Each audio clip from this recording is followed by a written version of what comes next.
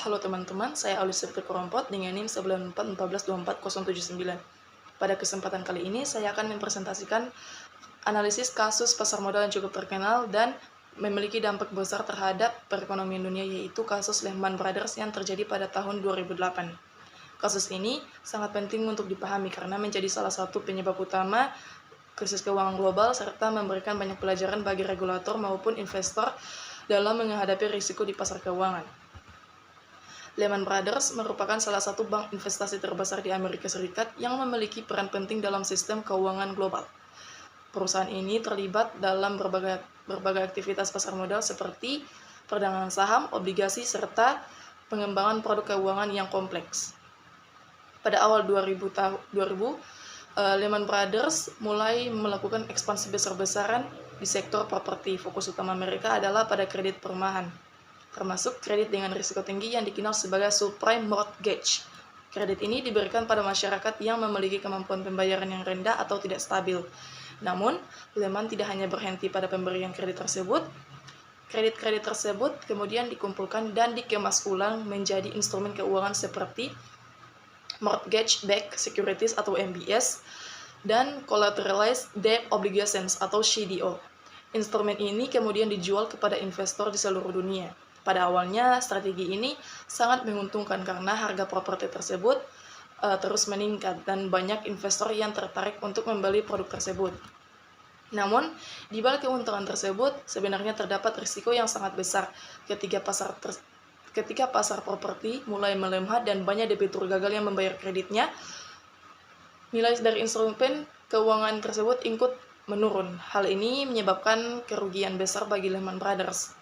Pada tahun 2008, kondisi keuangan perusahaan semakin memburuk akibat krisis likuiditas dan hilangnya kepercayaan investor. Akhirnya, Lehman Brothers dinyatakan bangkrut, yang kemudian memicu krisis keuangan global dan berdampak luas terhadap berbagai negara. Jika dilihat dari kronologinya, kasus ini terjadi secara bertahap.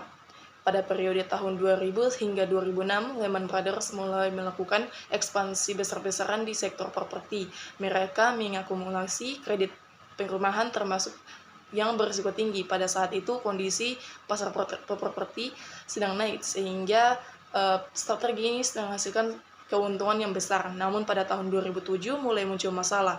Banyak kredit yang mulai mengalami gagal bayar, sehingga nilai aset berbasis properti seperti MBC dan CDO mulai menurun.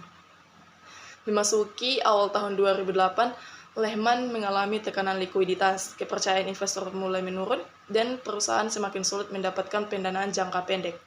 Puncaknya pada bulan September 2008, ketika Lehman Brothers tidak lagi mampu bertahan dan akhirnya mengajukan kebangkrutan. Peristiwa ini menjadi salah satu titik awal terjadinya krisis keuangan global. Mekanisme transaksi dalam kasus ini cukup kompleks, namun dapat dijelaskan secara sederhana. Pertama yaitu bank memberikan kredit perumahan kepada masyarakat, termasuk kepada nasabah dengan risiko tinggi. Kedua, kredit tersebut kemudian dijual kepada Lehman Brothers sebagai aset. Ketiga, Lehman menggabungkan ribuan kredit tersebut menjadi produk keuangan seperti MBS dan CDO, yang kemudian produk ini diberi rating oleh lembaga pemeringkat sehingga terlihat aman untuk diinvestasikan. Kelima, produk ini dijual kepada investor global. Investor memperoleh keuntungan dari pembayaran cicilan kredit tersebut, namun mereka juga menanggung risiko jika terjadi gagal bayar. Masalah muncul ketika banyak debitur yang tidak mampu membayar kreditnya lagi. Hal ini menyebabkan nilai produk tersebut turun drastis dan menimbulkan kerugian bagi banyak investor maupun Lehman Brothers. Selain itu, terdapat berbagai permasalahan utama yang menyebabkan terjadinya kasus ini. Pertama, tingginya kredit berisiko atau subprime mortgage. Banyak kredit diberikan kepada nasabah yang sebenarnya tidak memiliki kemampuan finansial yang cukup. Kedua, yaitu penggunaan produk keuangan yang kompleks seperti MBS dan CDO, membuat risiko sulit dipahami oleh investor. Ketiga, kurangnya transparansi informasi sehingga investor tidak mengetahui kondisi sebenarnya dari aset yang mereka beli. Keempat, penggunaan leverage yang tinggi, yaitu penggunaan utang yang dalam jumlah besar untuk membiayai investasi. Hal ini membuat kerugian menjadi semakin besar ketika nilai aset menurun.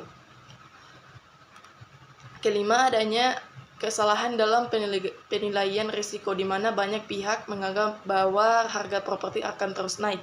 Dan yang terakhir, ketergantungan pada pendanaan jangka pendek membuat perusahaan rentan terhadap perubahan kepercayaan pasar. Kasus ini juga menunjukkan adanya kelemahan dalam sistem keuangan, yaitu pertama, manajemen risiko yang lemah. Lehman tetap melakukan ekspansi meskipun sudah ada tanda-tanda penurunan pasar. Kedua, pengawasan regulator yang kurang optimal terhadap produk keuangan kompleks. Ketiga, kegagalan lembaga rating yang memberikan penilaian tinggi pada produk yang sebenarnya berisiko. Kelemahan ini menunjukkan bahwa sistem keuangan saat itu belum siap menghadapi kompleksitas produk modern. Selain kelemahan sistem, terdapat juga celah hukum yang dimanfaatkan. Regulatif terhadap produk derivatif yang masih longgar sehingga transaksi tidak diawasi secara ketat. Lehman juga menggunakan praktik repo 105 untuk menyembunyikan utang sementara dari laporan keuangan sehingga terlihat lebih sehat. Selain itu, tidak adanya batasan yang jelas terhadap penggunaan leverage memungkinkan perusahaan untuk berutang dalam jumlah besar. Beberapa aktor yang terlibat dalam kasus ini antara lain yaitu Lehman Brothers sebagai pelaku utama, bank pemberi kredit, lembaga rating, investor global, serta regulator sebagai pengawas. Semua pihak ini memiliki peran dalam terjadinya krisis, baik secara langsung maupun tidak langsung.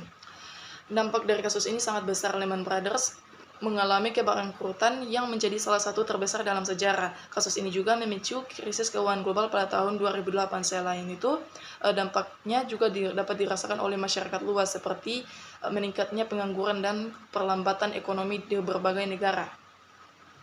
Untuk mencegah kasus serupa, regulator perlu memperketat pengawasan terhadap produk keuangan kompleks, membatasi penggunaan leverage, dan meningkatkan transparansi.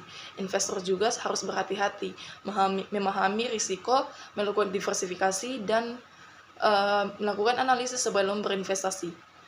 Untuk kesimpulan, kasus Lehman Brothers terjadi karena kombinasi berbagai faktor, seperti manajemen risiko yang lemah, penggunaan utang yang berlebihan, serta sistem keuangan yang kompleks dan kurangnya transparansi. Selain itu, lemahnya pengawasan juga memperparah kondisi hingga memicu krisis global. Oleh karena itu, penting bagi semua pihak untuk belajar dari kasus ini agar kejadian serupa tidak terulang di masa depan. Sekian dari presentasi saya, terima kasih atas perhatiannya. Assalamualaikum warahmatullahi wabarakatuh.